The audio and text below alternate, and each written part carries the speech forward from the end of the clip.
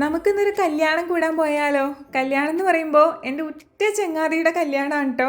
അറിഞ്ഞു വരുമ്പോൾ എൻ്റെ മാത്രം ഫ്രണ്ട് അല്ല കേട്ടോ, സച്ചുവിൻ്റെ കൂടെ ഫ്രണ്ടാണ്. കാരണം ഞങ്ങൾ ഡിഗ്രിക്ക് 3 പേരും ഒരു ക്ലാസ്സിൽ പഠിച്ച ആൾക്കാരാണ്. എൻ്റെ വീഡിയോസ് പണ്ട് മുതലേ ഫോളോ ചെയ്യുന്നവരാണെങ്കിൽ എൻ്റെ ഫ്രണ്ട് അഭിരാമീനെ എന്തായാലും നിങ്ങൾ വീഡിയോസിൽ കണ്ടിട്ടുണ്ടാവും. ഞങ്ങൾ തമ്മിലുള്ള ഒരു ഫ്രണ്ട്ഷിപ്പ് കോംബോ സ്റ്റാർട്ട് ചെയ്തിട്ട് ഇപ്പോൾ 10 വർഷമായിട്ടോ. കല്യാണ തലേന്ന് പുടവ കൊടുക്കൽ ചടങ്ങിന് ഞാൻ പോയിട്ടുണ്ടായിരുന്നു കേട്ടോ. പക്ഷെ കല്യാണത്തിന് ഞാനും സച്ചും കംപ്ലീറ്റ് ഫാമിലി ആയിട്ടാണ് പോയത്. എല്ലാവർക്കും ക്ഷണം ഉണ്ടായിരുന്നു.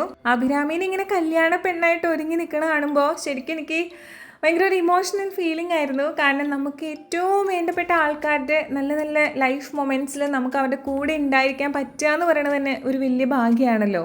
അപ്പോൾ എനിക്ക് അതിന് സാധിച്ചതിന് ഞാൻ ദൈവത്തോട് നന്ദി പറയുമായിരുന്നു. കാരണം ഈ 10 വർഷത്തിനിടയ്ക്ക് എൻ്റെ ലൈഫിൽ ആൾ പ്ലേ ചെയ്തിട്ടുള്ള റോൾ എന്ന് പറയുന്നത് വളരെ ഇമ്പോർട്ടൻ്റ് ആണ്. കൂടെ പഠിച്ച ആളുടെ കല്യാണം ആയതുകൊണ്ട് തന്നെ വേറെയും കുറേ ഫ്രണ്ട്സിനെ മീറ്റ് ചെയ്യാമെന്ന് ഞാൻ വിചാരിച്ചെങ്കിലും ആകെ കുറച്ച് പേരെ ഉണ്ടായിരുന്നുള്ളൂ. വീക്ക് ഡേ ആയിരുന്നു കേട്ടോ കല്യാണം. അപ്പോൾ ജോലിയൊക്കെ ആയിട്ട് എല്ലാവരും നല്ല ബിസിയിലായിരുന്നു. കുറേ നാൾക്ക് ശേഷം ഒരു കല്യാണമൊക്കെ അറ്റൻഡ് ചെയ്ത് നല്ല സദ്യയൊക്കെ കഴിച്ച് പഴവും പപ്പടവും പായസമൊക്കെ കഴിച്ചപ്പോൾ വല്ലാത്തൊരു ആത്മനിർവൃതിയായിരുന്നു. എന്താണ് ഇത്ര പെട്ടെന്ന് നാട്ടിലോട്ട് വന്നതെന്ന് കുറച്ച് പേര് ചോദിച്ചിട്ടുണ്ടായിരുന്നു. അതിൻ്റെ ഒരു മെയിൻ റീസൺ ഇത് തന്നെയാണ് കേട്ടോ. അങ്ങനെ ഹാപ്പി ആയിട്ട് കല്യാണമൊക്കെ കൂടി തിരിച്ചു വരുന്ന വഴി പതിവ് പോലെ ഒരു ജീരക സോഡയൊക്കെ കുടിച്ച് വീട്ടിൽ പോന്നു കേട്ടോ.